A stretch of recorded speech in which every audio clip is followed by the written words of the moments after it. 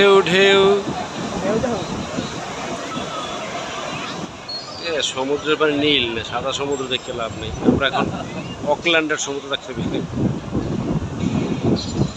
Edit করে নীল বানিয়ে গেলাম যাবে। এই আমাদের ভাগ্নে, সে এখন কুয়াকাটায় তার বউয়ের সাথে চ্যাটিং করছে, চ্যাট জিপি। একজন সাঁতার অবাগা, যার বউ থাকতেও নাই, একজন নিয়ে বসছে, সে তো আইসেই তার বউকে হাজিরা দিয়ে ফেলাইছে, যেন অন্য কোথায় না কোথায় গেছে সেই ভয়ে। এই যে আর একজন তার বউকে চেষ্টা করতেছে।